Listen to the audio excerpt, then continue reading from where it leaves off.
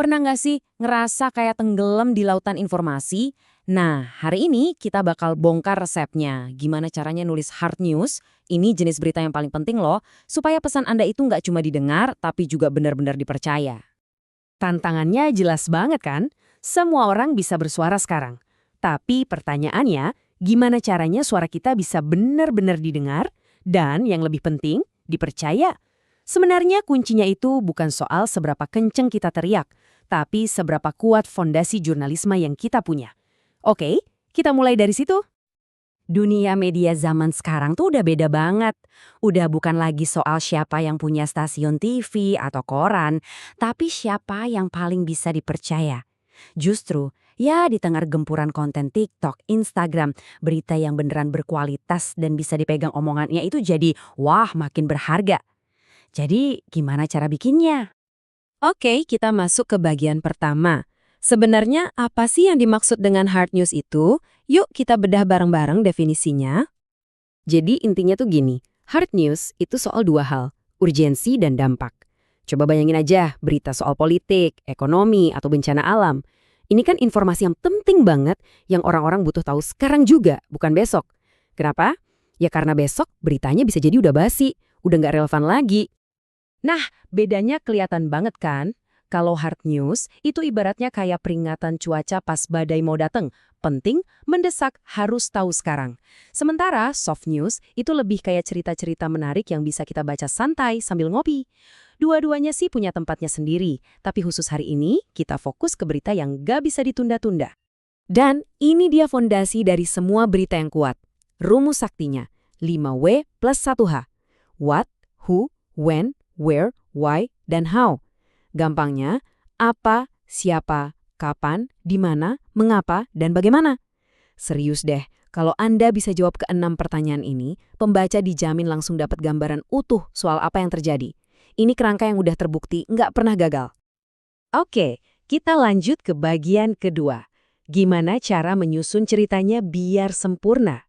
Nah, sekarang kita bakal intip struktur yang biasa dipakai sama para profesional. Strukturnya itu disebut piramida terbalik. Ini super efektif loh.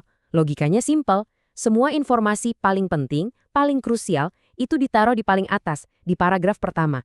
Jadi, kalaupun pembaca cuma sempat baca sekilas doang, mereka udah dapat intinya. Nah, detail-detail tambahan, konteks, dan lain-lainnya, itu menyusul di bawah, diurutin dari yang penting sampai yang kurang penting.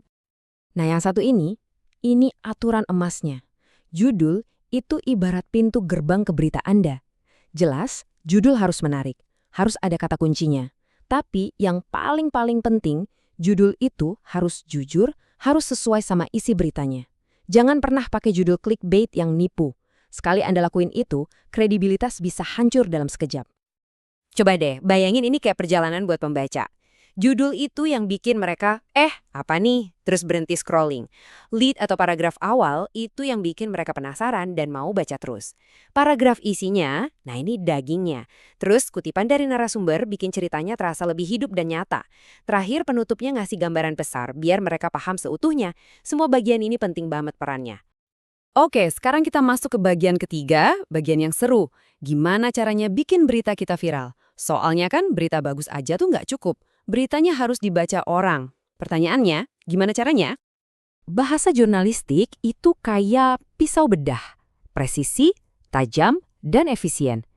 Tujuannya itu bukan buat puitis-puitisan, tapi buat nyampein fakta sejelas-jelasnya. Jadi, setiap kata yang Anda tulis itu harus ada tujuannya. Buang semua kata-kata yang nggak penting, ingat mantranya. Sederhana, ringkas, dan padat. Tunggu dulu. Sebelum tombol publish itu dipencet, ada daftar periksa terakhir yang wajib dilakukan. Pertama, cek lagi tata letaknya. Enak dibaca nggak? Paragrafnya jangan panjang-panjang. Kedua, kasih foto atau gambar yang kuat dan relevan. Ketiga, tambahin link dan kata kunci biar gampang dicari orang. Dan ini yang paling krusial.